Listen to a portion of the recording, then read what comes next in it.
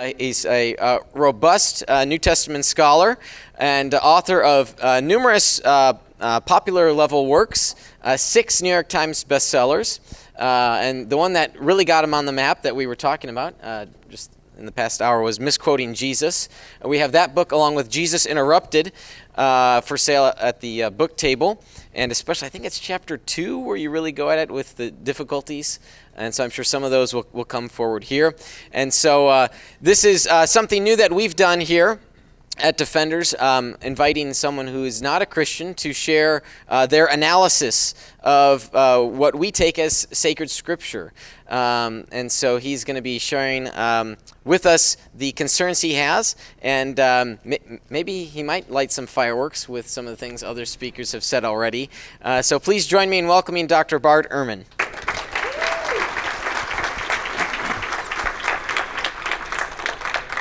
Well, thank you very much. It's a real pleasure to be with you. I actually really appreciate being invited because obviously my views are different from most of yours.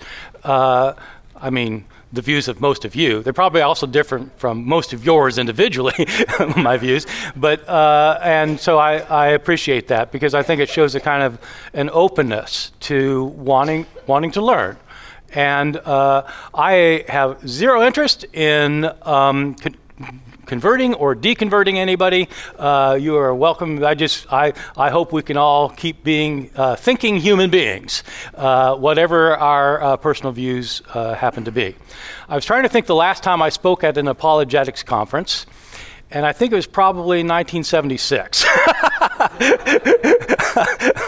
So this is not my typical venue. The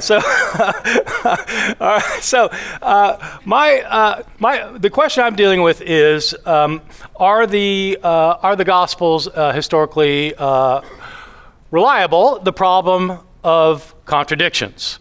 Right. So I want to start out by giving some autobiography. A little bit about myself in terms of this question. I was raised in a Christian household.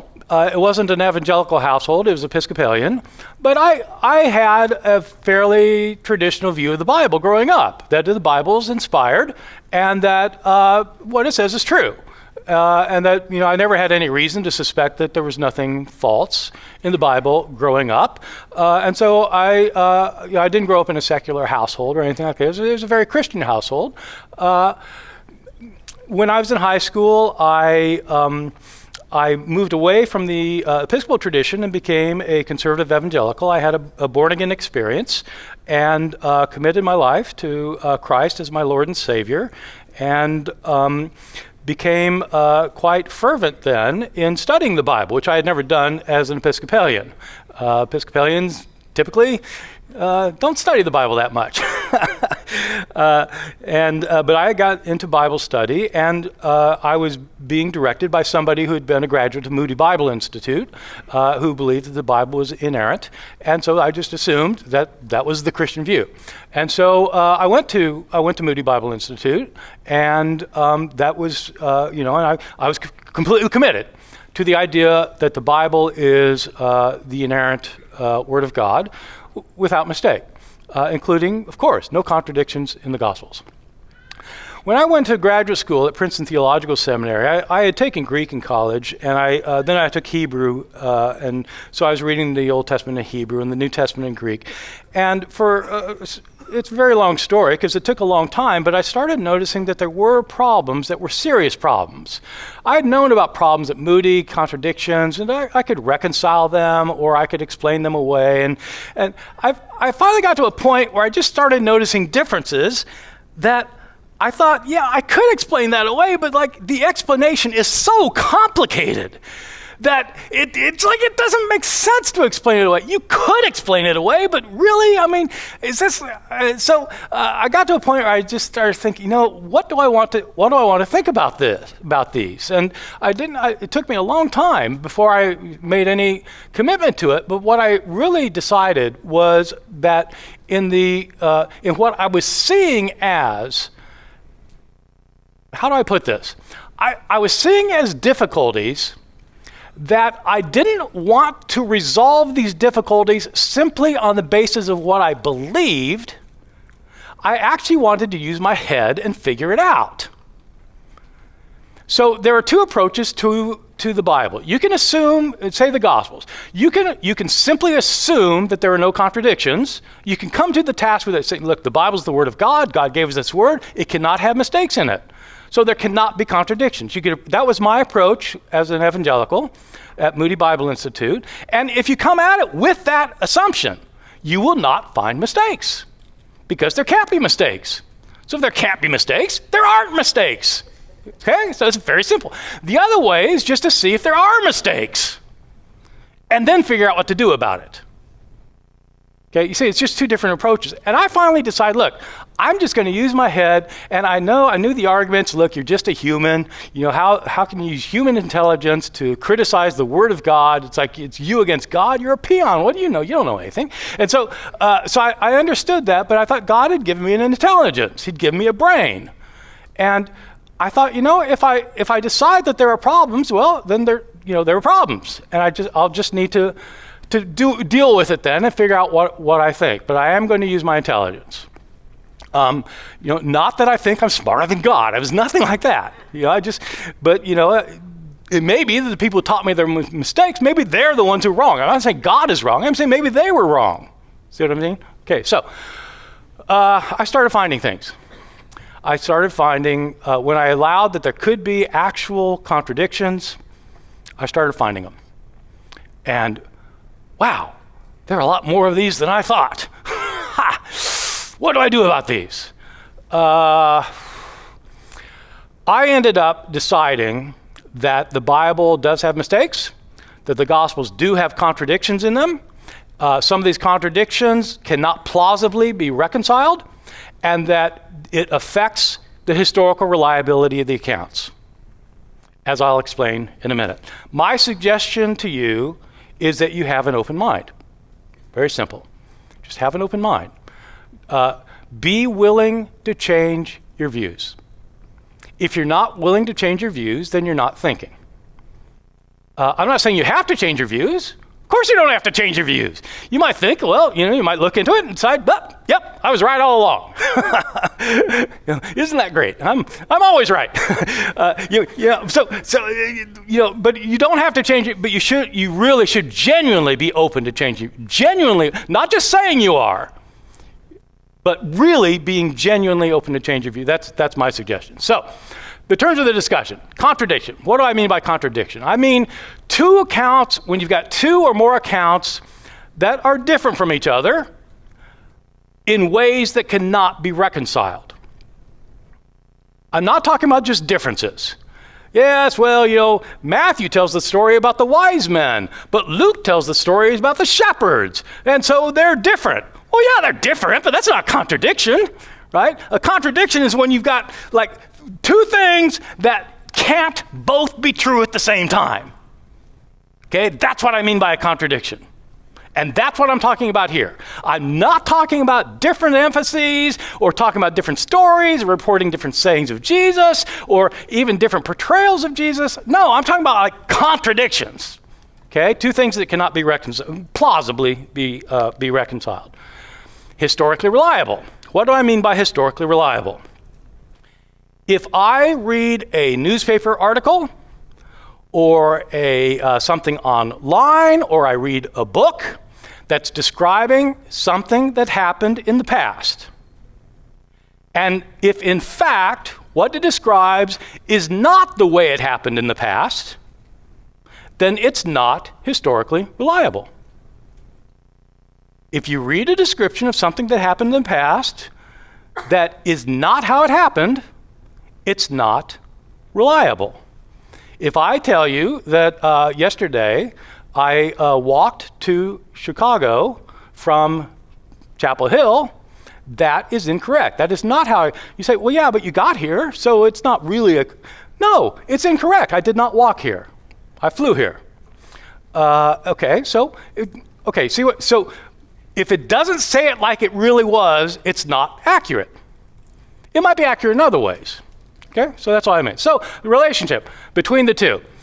If you have two contradictory accounts of the same event, if they're actually contradictory, both accounts cannot be accurate. Two accounts, the same event, if they're contradictory, they both can't be accurate. One of them could be accurate, or the other could be accurate, or neither could be accurate. Those are the three options. But the option is not that they're both accurate. Okay? With me? Simple logic. Aristotelian logic, in fact. This has been around since the 4th century BCE. So, what everyone should happily concede, in my opinion, what everyone should happily concede, in theory, just about anything can be reconciled if you work hard enough at it. I walked to Chicago yesterday. Well, I was on the plane, and I walked up and down the aisle. So technically speaking, I did walk to Chicago. Okay, but that isn't how we talk, right? We don't talk that way. So in theory, you can reconcile anything in the Bible you want. There is nothing you cannot reconcile. Because when I was an evangelical, I reconciled everything. And so I understand that. So in theory, you can, but you're talking about plausibility as well, right? We're using our heads now. We're not just trying to be kind of straight literalists who are bound and determined to reconcile everything. Second, contradictions if you have contradictions, of course, there's a range of reasons you could have contradictions. Okay, so for example, you might have two sources of information. You've got some account of the Second World War, and one source says one thing that contradicts what another source, one book says one thing that contradicts what another book says. It could be because they've heard this from different sources of information, and one of the sources of information was just wrong. Okay, so it could be different sources of information. With the Gospels, it's like that. The Gospel authors had different sources of information. They heard different stories, they saw different things, they read different things, and they may have different, that might be why you'd get some contradictions. Or, for example, you might have an author who has a different point of view, and maybe they change something. Right? They're reading something, they disagree with it, they change it, and so that would create a contradiction. So it's just because of a different point of view. It's not a bad thing to have a different point of view, but it could create a contradiction. Or, as Mike has written his book, as you all know, about there could be different we have ancient writing practices. Of course, in antiquity, they didn't write biographies like people do today. And so, of course, you have to understand how people in the ancient world wrote biographies. I completely agree with Mike on this, and we have to study ancient authors to see how they recounted both biographical and historical information. We have to read Plutarch and Suetonius and Tacitus. I spend my life reading these people. And so we absolutely have to do that. My point, though, is that even though there are reasons for contradictions to occur, that doesn't mean that they're not contradictions. They are still contradictions. You just know why they happened. Okay? So, and I'm perfectly on board with knowing why they happened. Perfectly on board. I think there's completely acceptable reasons for why these things happened, but I think they did happen. So, let me tell you some things that I will not concede.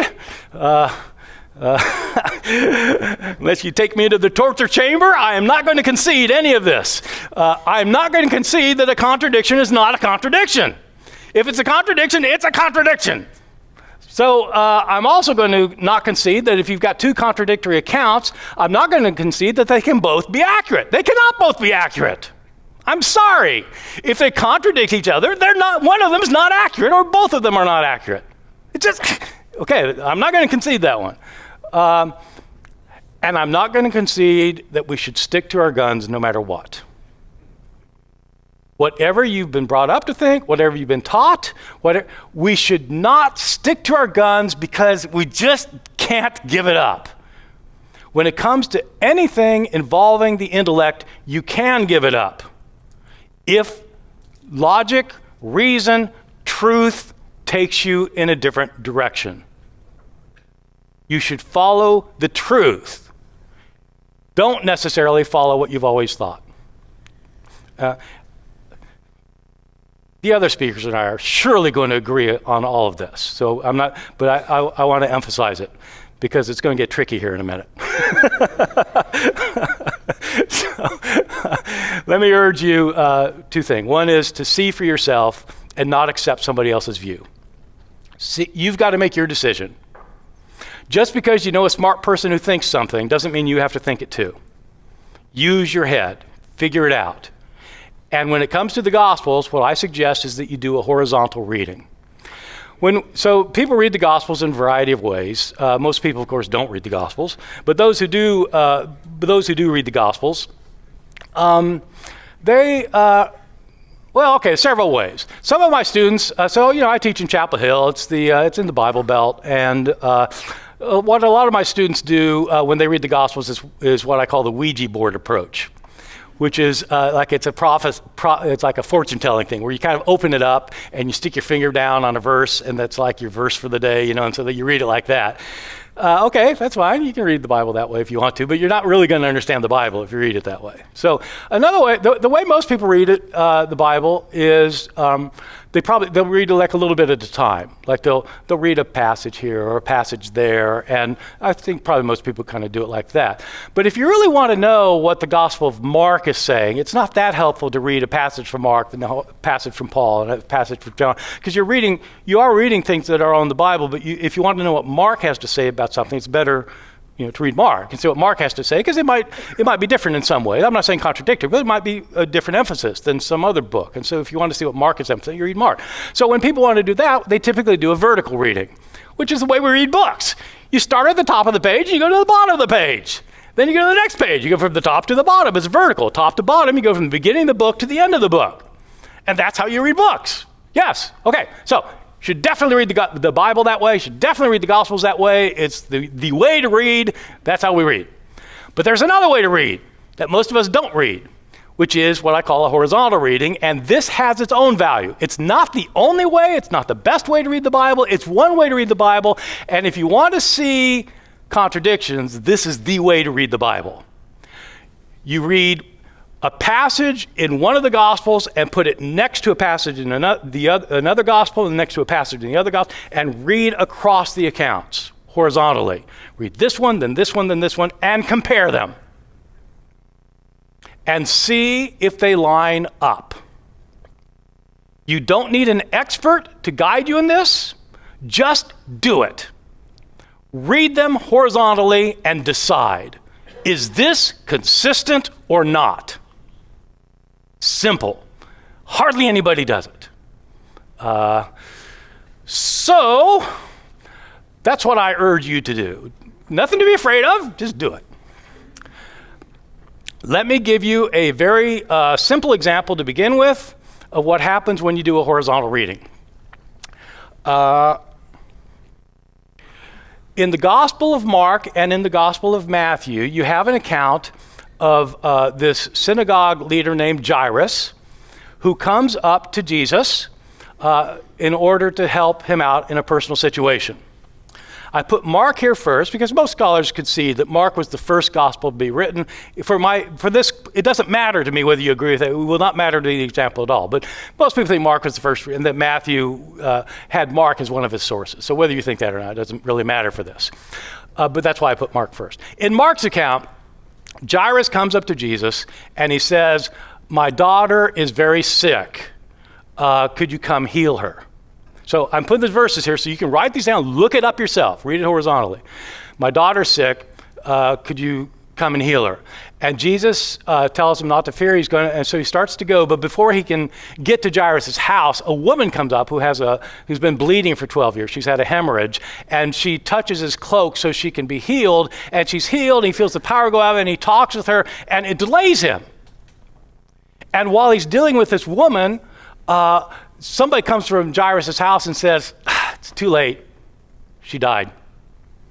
And Jesus says, Don't fear.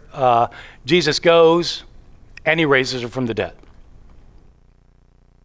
Beautiful story in Mark chapter 5. Matthew has the same story. In Matthew's account, Jairus comes to Jesus and he says, "My daughter has died. Can you raise her from the dead?" The daughter is dead when Jairus comes. In Mark, the girl was not dead when Jairus came.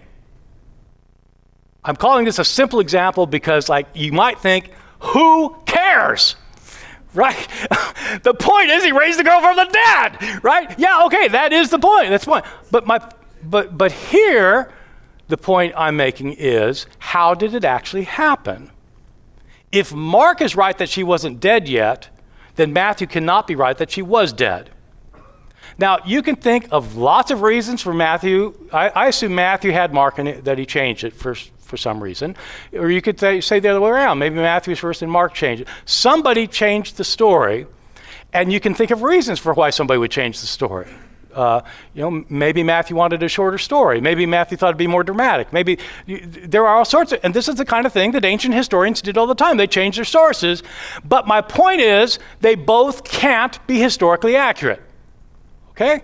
Now, this is not going to lead you to lose your faith, whether she was dead or not, right? This is not, but my point is that if there's a contradiction in a small thing, if one of these accounts is wrong in a small thing, how do you know they're not wrong in bigger things?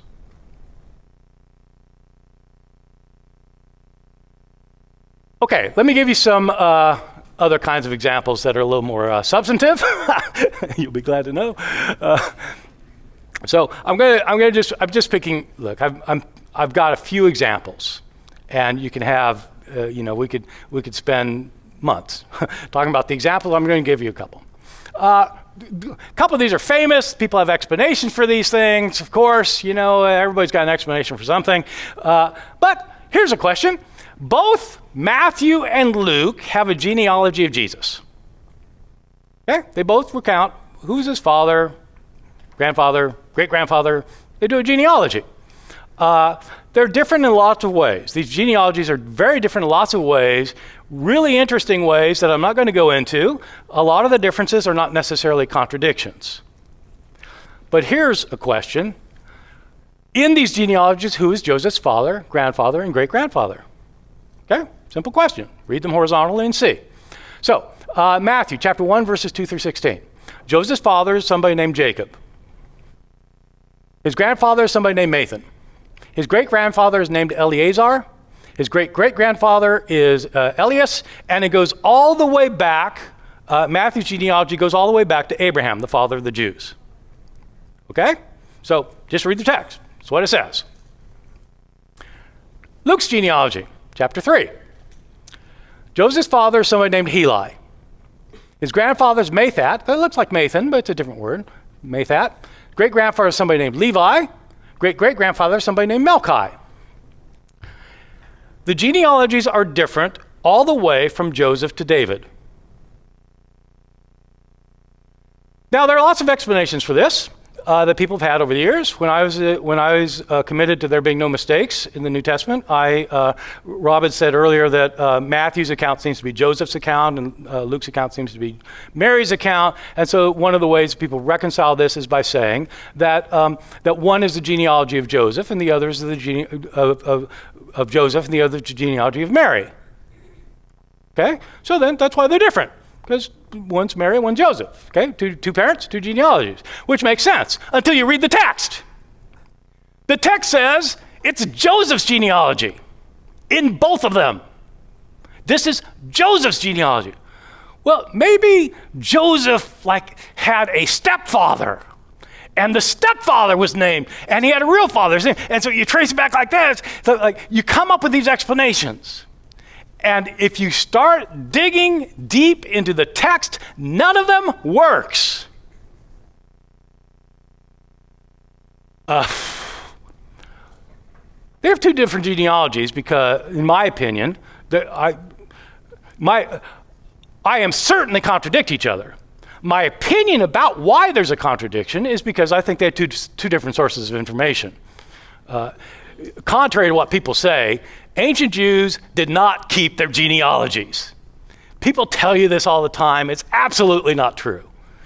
Jews did not. So some Jew living in the year, 29 AD, he didn't know who his great-great-grandfather was any more than you do. They didn't do that. But people think because they read in the Bible, you got all these genealogies, that this is what Jews are doing the whole time. No, they absolutely did not do that.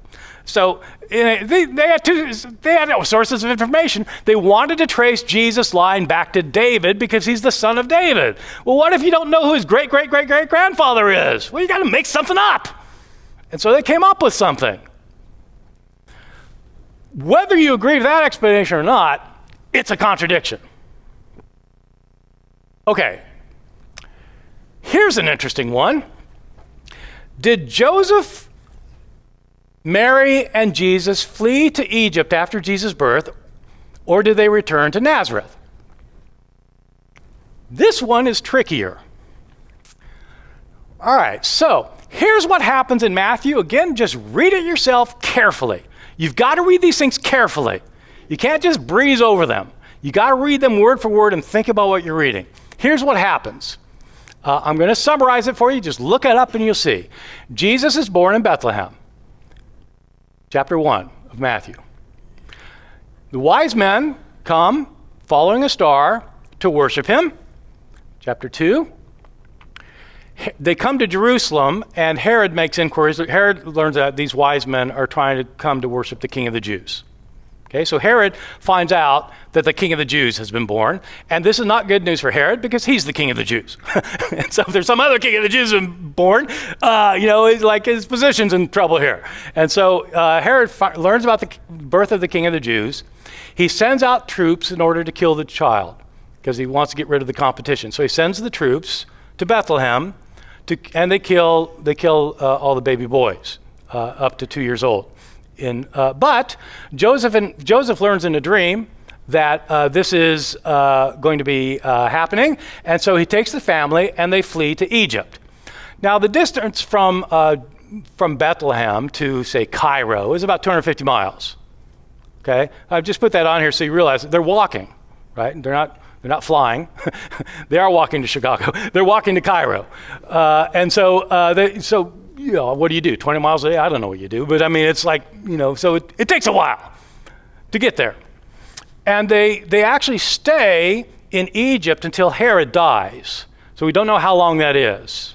Whether we're talking about, I assume it's more than a couple of days, because otherwise, they would just go hide out for a couple of days. But it's like, they're down there for a while. And then when they find out that Herod dies, they come back, and they don't settle back in Bethlehem because Herod's son, Archelaus, is the king now, and Archelaus is worse than his dad was, and so we can't settle here. We've got to go up north. And so they go up north to Galilee. They go way up north into Galilee, which is another 4 or 5 day journey on foot. Okay, and then they settle in Nazareth. Okay, fine. That's the story in Matthew. Familiar story. Luke also is a familiar story, but it's very different. In Luke, Joseph and Mary, the way the work happens in Luke is Joseph and Mary are from Nazareth, and they travel from Nazareth to Bethlehem to register because there's a worldwide census. Caesar Augustus is the emperor. There's a worldwide census. Everybody has to register for this tax. And so Joseph actually is from the line of King David, and so David is from Bethlehem, and so he goes to Bethlehem and to register for this tax. And Mary happens to be pregnant at the time, and so they go there, and she goes into labor there in Bethlehem, and Jesus is born then in Bethlehem, and the shepherds come and they worship him that night. On the 8th day, Bethlehem is very close to Jerusalem.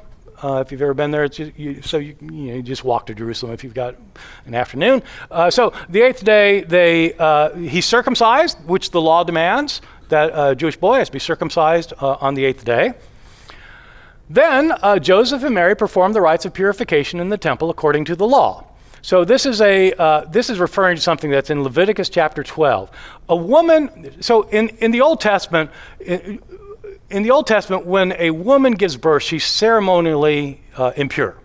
It doesn't mean she's sinful or anything like that, but it's just, there are certain things that make you ritually impure. Like if you touch a corpse, you've got to be purified of it. If a woman has her period, she has to be purified of it. If a man has an emission of semen, he has to be purified. They're just these kind of rules that you've got to be purified for these things. And the rule for purification for giving birth is in Leviticus 12. It happens 33 days after the circumcision. So she goes to the temple and she performs a sacrifice, and then she's purified, and then that's fine. It just means she can now go to the temple and she can worship, and so she's had the ritual purification.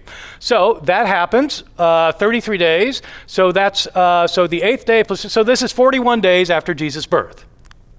And then we're told that when they finish, they return to Nazareth, verse 39. Okay, good. The problem is, according to Matthew, they don't do that. According to Matthew, they go to Egypt, 250 miles away, and they stay in Egypt, and they wait till Herod, and then they come back. So if Matthew's right that they fled to Egypt, how can Luke be right if they went back to Nazareth 41 days later? Okay, well, you can work hard, you can reconcile it, you can reconcile anything you want, but the reality is these two seem to be at odds with each other. Okay, let me take a couple from the end of the gospel. So from the end of the Gospels. Here's one that's kind of interesting that you can easily come up with an explanation for, but it's a contradiction. So Jesus is crucified, and in Mark's gospel, you have this amazing scene where Jesus dies, and his last words are, my God, why have you forsaken me? Eloi, Eloi, lama sabachthani. My God, why have you forsaken me? And he dies. And it's like, I think he's genuinely asking, where are you? He dies, and the curtain in the temple rips in half is the next thing that happens. The centurion says, truly this man was the Son of God. It is one of the most amazing scenes in the Gospel of Mark, because on one hand, it seems like Jesus is in doubt, but whether you think so or not, it's not that important, but the reader's not in doubt. The curtain in the temple was the curtain that separated the Holy of Holies from the rest of the temple. God dwelt in the Holy of Holies, and nobody could go into the Holy of Holies except one man, the high priest, once a year on the Day of Atonement, could go in the presence of God to offer a sacrifice for the sins of the people. But normal people had no access to God where he dwelt. Jesus dies, and the curtain is ripped in half. Now, everyone has access through the death of Jesus. It's a terrific, terrific passage, because it's the death of Jesus that gives people access to God for Mark's gospel. So that's in Mark. Luke has the crucifixion, of course. Jesus is crucified, and he has the ripping of the curtain in the temple. But Luke is explicit that the curtain rips in half before Jesus dies. Read it yourself. Now, of course you can reconcile, well, there are actually two curtains. Or first time I ripped halfway, the other time the other half. But in fact, it says it ripped from top to bottom in Mark, so it couldn't be twice. So, unless it ripped in a different part, I don't know. It's different. You say, well, who cares? Well, I think Luke cared, because Luke is trying to say something different from what Mark was saying. And it would take probably 20 minutes to explain what Luke is trying to do with this. But the point is, he's changed it. Luke had Mark, just as Matthew had Mark as one of his, so did Luke. Luke also changed some things. And there are reasons for why he changed it. Yes, there are reasons, but it creates a contradiction, which means they both are not historically accurate, because it's one or the other or neither. Okay, let me give you another example. Did the disciples see the resurrected Jesus in Galilee, or did they stay in Jerusalem? This relates to one of the issues that Rob was talking about earlier, but it's not the same issue. It's a different issue. In both Matthew and Luke, Jesus is raised from the dead, and he appears to his disciples. Okay? In Matthew and Luke and in John. It doesn't happen in Mark, actually. Mark's gospel looks like it ends with them finding the empty tomb. But it doesn't matter for my purposes here. My purposes here are comparing Matthew and Luke. And I think there's a contradiction here that cannot be solved. Where did the disciples see the resurrected Jesus in Matthew? It's very simple in Matthew. Jesus appears to Mary Magdalene and tells her to go tell the disciples to go to Galilee and meet him there. Galilee, so if you go from, say this is taking place in Jerusalem, so from Jerusalem to Capernaum is about 80 miles. Okay, so say about a 4-day walk. Okay? All right, so tells Mary, go tell the disciples, go to Galilee. And they go. And they see Jesus there. And he gives them the Great Commission. And then that's it. Right? So Jesus meets the disciples in Galilee, and that's the only place he meets the disciples. Matthew. Okay, so just make note of it. And then think about Luke for a second. Where did the disciples see the resurrected Jesus in Luke 24? This is a little more complicated story. It's a longer story. The women go to the tomb, and they learn from the two men there that Jesus has been raised from the dead. Okay, he's been raised. And they go to tell the disciples. And the disciples don't believe them. Those crazy women, they're always dreaming up stuff. Disciples don't believe the women. That same day, literally it says, that same day, so this is the day Jesus was raised from the dead, it's the third day after his death. The same day that they discover the tomb, the same day, Jesus appears to two followers on the road to Emmaus. The famous story of the road to Emmaus happens the same day. The two, at that same hour, we're told literally, the same hour of that day, the two go and tell the disciples that they've seen Jesus alive. So this is the day of his resurrection. Okay? Same day, same hour. While they're talking about it, Jesus appears to them. Okay, this is in Jerusalem. Jesus appears to them. And Jesus tells them to stay in Jerusalem, do not leave. Do not leave Jerusalem. They do so, and they're still in Jerusalem at the end of the gospel, the very last verse of the gospel. They are still in Jerusalem. In the book of Acts, written by the same author, Luke, the disciples are still with Jesus for 40 days in Jerusalem.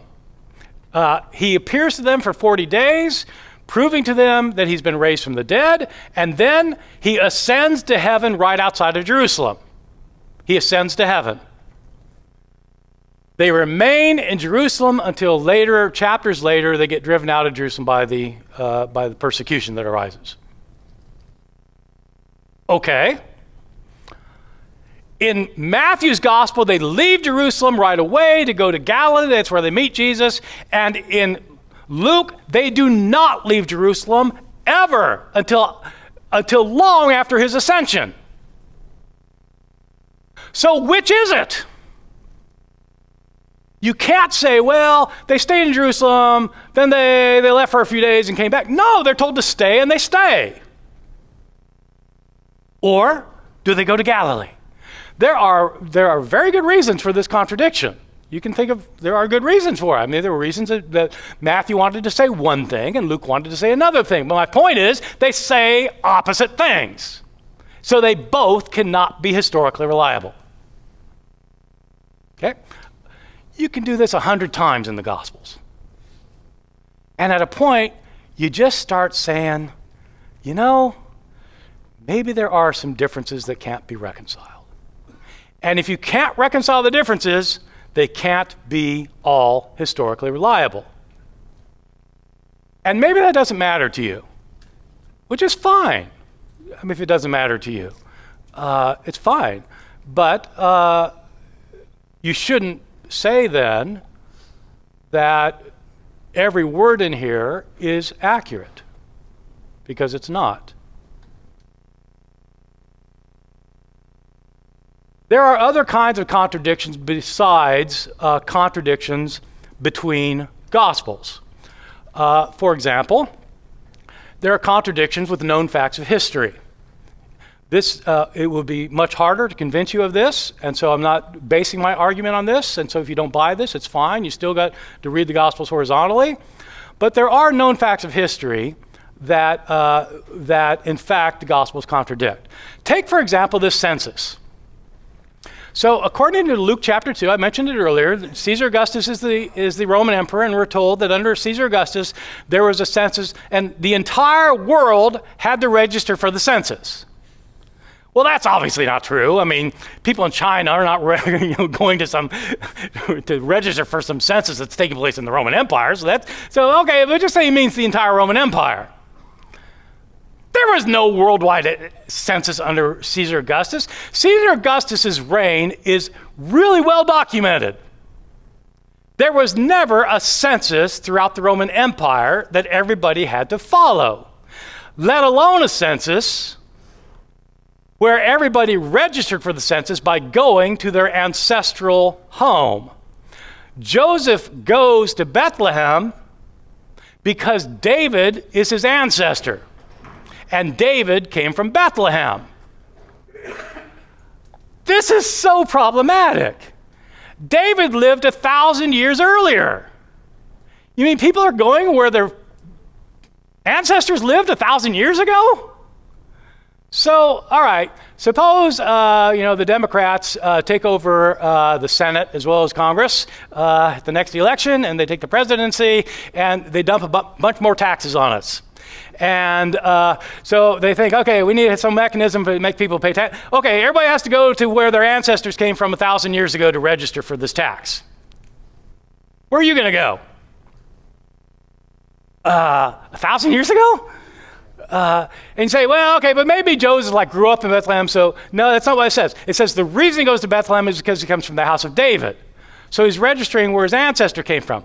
Well, okay, where did David's ancestor come from 1,000 years before that? Did the Romans say, okay, figure out 1,000 years ago and then go there? Really? So apart from that, there was no census of any kind throughout the Roman Empire under Caesar Augustus, period. All right, so there are contradictions in known facts of history. And there are issues of just kind of general historical plausibility in the Gospels. A famous example is Matthew 27, when Jesus is crucified, and the graves are opened up, and these people rise from the dead, and they start walking around in Jerusalem, which is often seen as one of the weirder passages in the New Testament, and kind of hard to figure out. And really? I mean, these are like zombie figures or something. Presumably they die again. And it's like, what? So much, of course. I mean, there are a lot of even evangelicals who will say that, okay, that's like, it's not really literal. Okay, I am so pleased with that. I'm happy with that. It's fine. It's not literal.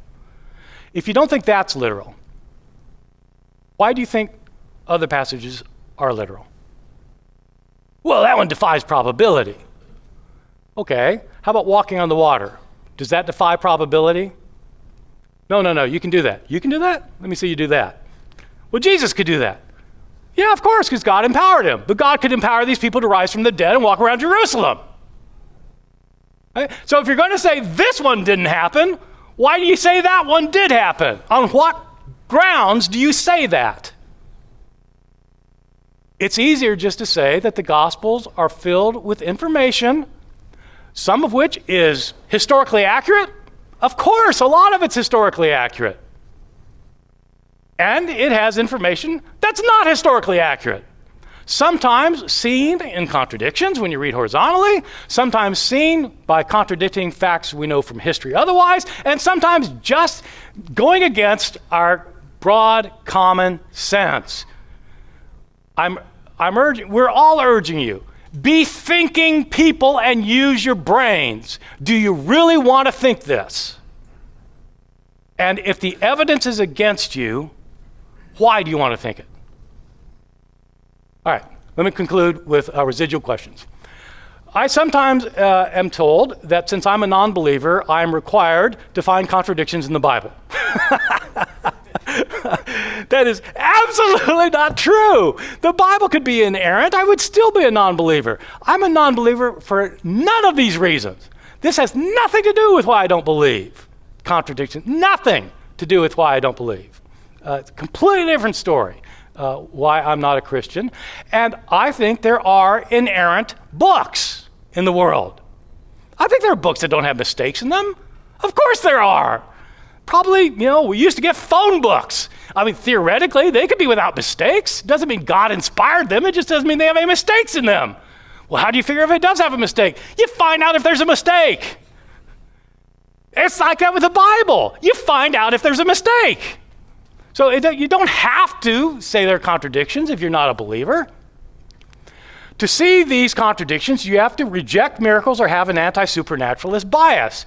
If I had a nickel for every time somebody told me that the reason I have these views is because I have an anti-supernaturalist bias, I would buy a beach condo in the Bahamas. I mean, it's got nothing to do with whether miracles happen or not. Whether you believe miracles or not, it doesn't matter. I believed in the contradictions of the Bible when I was a Christian. A committed Christian. So it's got nothing to do with naturalist or supernaturalist biases. Does seeing these contradictions mean you have to reject your faith? No. You might have to shift your faith, you might have to change things, but if you're an intelligent person, of course you're going to change your mind about things. Otherwise, you're not an intelligent person. Sorry. But you have to be willing to change your mind, and it does not mean you give up on your Christianity. It means you have a more sophisticated Christianity. It's much better to be an intelligent believer than an ignorant believer. It's better. And in this case, you need to figure out what you think about these. It doesn't mean rejecting your faith. Can two accounts both be historically reliable if they're contradictory? No. They both might be meaningful. They both might explain what this author is trying to achieve. They might show that this author is following ancient ways of writing history and biography. They might show all sorts of things, but they can't both be right, historically. Is there anything to fear from the truth? So here's back to my personal story. When I started seeing these things, I started freaking out. How can there be mistakes in the Gospels? This is the Word of God. And I was comforted by the idea that St. Augustine propounded, to paraphrase, that if there's anything that's true, it comes from God. God is the God of truth, which means all truth is God's truth. If something's true, it's from God. If it's true that there are contradictions in the Gospels, then that's true, and that means it comes from God. That was my thinking at the time, and I'm no longer a believer, but I still think that that's the right attitude. You don't have to be afraid of the truth simply because it's going to make you change your mind about something, even if that something is near and dear to you. You should follow the truth no matter what. Thank you very much.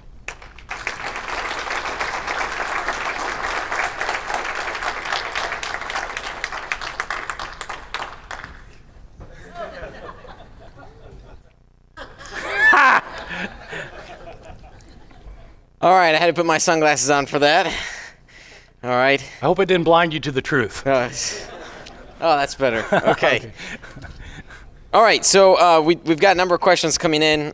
The first one, some people were curious. You just referenced here that you have other reasons for rejecting the Christian worldview. Not to give us a 20-minute spiel on it, but roughly what are those reasons? Yeah. So when I realized that there were difficulties in the Gospels and throughout the Bible, that there were contradictions and historical mistakes, I continued to be a Christian for many years. People have sometimes said that I became, said about me without even asking me, that I became an atheist once I realized there were problems with the Bible. It's just like so wrong. It's like had nothing to do with it. I was a practicing Christian for many years, very active in my church for many years after realizing these problems in the Bible. I left the faith for unrelated reasons. The reason has to do with the problem of suffering in the world and how you explain that there's so much pain and misery in the world if there's one God and he's ultimately in charge. If you believe in the sovereignty of God, that God answers prayer, that he intervenes on the behalf of people that he loves, why doesn't it happen? Now, I know over lunch I'm going to hear 29 explanations, and people I know the explanations, and you've heard most of them too, and some of them are satisfying to many people. Some of them are satisfying to me, but I don't believe it. I left the faith because I just don't, I simply don't think that if God answers my prayer that I got that job or that I got that parking space, whatever I prayed for, I got, and 7 children have starved to death in the world since I started answering this question, why did God answer my prayer but not theirs? And of course, believers will say, oh, it's because of this, this, and this, and that. I don't believe it. That's why. All right, we've got a question from Texter 2872, which is going to be related, I think, to some things that may get brought up at the panel discussion. This person asks, could one gospel report events in chronological form and another gospel report the same events, but add other events that happened to the timeline that were omitted by the first, or see the same event from a different perspective that would appear to make it a contradiction? Yes. Well, all right, so... It happens all the time, yeah. But those aren't something that appears to be a contradiction that's not a contradiction is not a contradiction. So I'm only talking about things that really are contradictions. Okay, all right, let's see. So if somebody wants to propose a particular instance of this, we look at it and see whether it works or not. For example, if you could say, Matthew's saying that they go to Galilee after the resurrection, Luke's saying they stay in Jerusalem, and maybe Matthew's reporting something that didn't get into Luke, and so it did both, and so that's the reason. And I say, no, Luke is explicit, they didn't leave. It's not that he's leaving some information out to allow for a time period where they could have left. He says they didn't leave. And that's a difference. So that's a contradiction. So, but the kind of thing you're describing, yes, absolutely.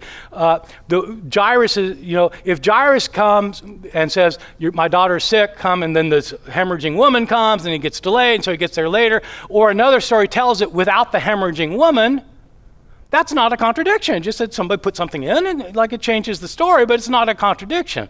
The contradiction is, did the girl die before or after Jesus came? See, that's a contradiction, and the interposition of the hemorrhaging woman has no bearing on it. So let me ask you sort of a follow-up on here. Mike used an example last night of the cursing of the fig tree. Yeah. It occurs seemingly at different times or between different events. Would that be a contradiction to you, or that wouldn't qualify because it's... No. I think I don't see that as kind of a big contradiction. I think I'll say, this isn't about Mike's example there, but I will say that whenever I've had, not with Mike, I've debated Mike several times, as you know, whenever other times when I've had debates with New Testament scholars about the contradiction thing, one thing they invariably have done is they've gone through a bunch of alleged contradictions and then showed that they are not contradictions. But the alleged contradictions are almost always things that nobody says is a contradiction. So what it looks like, they've won all these arguments, but I don't know who they're arguing with.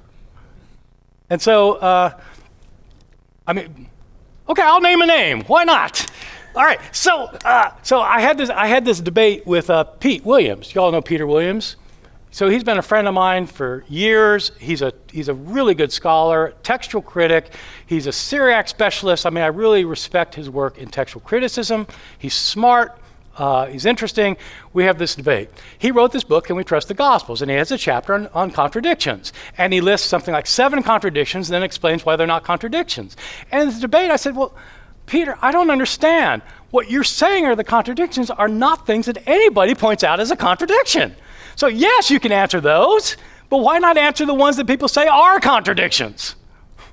See, because it looks like you won the argument, but you're just knocking down a straw man, right? And so, we'll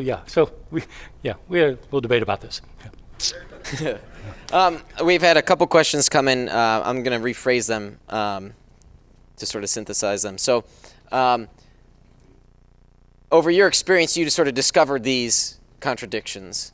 Has there been anything in the reverse order? Has there been something where you've seemed to have encountered a contradiction and you thought, oh, you know what, actually that's not? Yeah, no, it happens a lot, but I'm not sure I can think of a specific example, but it absolutely has happened, yeah. Hold on. No, I can't think of one. But the reason I'm remembering this is because when I was going into this debate with Pete, I was with a friend of mine named Jeff Syker, who's a good friend of mine, New Testament scholar, taught New Testament for 30 years out in California. And it's time doing this debate about actually the Gospels. And he said, oh yeah, and he started naming these things. And he came up with 3 or 4, and I said, yeah, I used to think that. I said, yeah, I don't think that's a contradiction, though. I explained why it's not a contradiction. So I'm just trying to find what are the contradictions. I have no commitment to any particular thing. So yeah. One person, 7713, is wondering, what led you to your original born again experience? I got active in high school in a Campus Life Youth for Christ group, which is, you all know Young Life. I don't know if you know Campus Life, but it's comparable. And the fellow who was in charge of that was a very dynamic person who had graduated. He's probably in his mid-20s, who had graduated from Moody Bible Institute a few years earlier. And he convinced me that even though I went to church every week and said the prayers and confessed the creed and confessed my sins, and even though I was doing that every week, that I wasn't really a Christian because I hadn't made a personal commitment to Christ as my Lord and Savior. And that if I want to be a Christian, a real Christian, that's what a real Christian is. And if you don't do that, you're not a real Christian. And so he convinced me that, of course I want to be right with God. And I do believe in Jesus, but I need to make that commitment. So I made that commitment. And that was, for me, that was when I was born again. We've had a couple questions about this. So 3189 asks it this way: does the existence of factual contradictions among historical accounts presuppose we should reject the other claims in the sources? So another person phrased it like this: even if the Gospels are mistaken here and there on a few minor things, does that really mean we should reject them on the big things that they all agree on? No. But some of the contradictions are rather big. I mean, when you're talking about something about like the virgin birth or the resurrection, these are big issues. And what it did for me is, once I realized that there could be contradictions, I realized that the different authors are saying different things in these contradictory accounts, and that each author has to be taken for what he's trying to say, because if they're contradicting each other, they're not saying the same thing. But that also means that if you want to know what Mark means, you cannot assume that he means the same thing that John means. And once you start looking at the Bible like that each author has something different to say, it changes how you read the Bible. And it's no longer just about whether there are little contradictions about whether the girl was dead or not yet. It's about, is this portrayal of Jesus in Mark, is it really the same as the portrayal of Jesus in John? And is the teaching of Jesus in the Sermon on the Mount really like the teaching of Paul in Galatians? And of course they're different, but are they different in ways that might even be significant? And so what it does is it leads you to start realizing that these authors all have their point of view, and you need to take each author seriously as an author instead of assuming they're all saying the same thing, because they're not saying the same thing. Dr. Ehrman, thank you so much. Okay, thank you.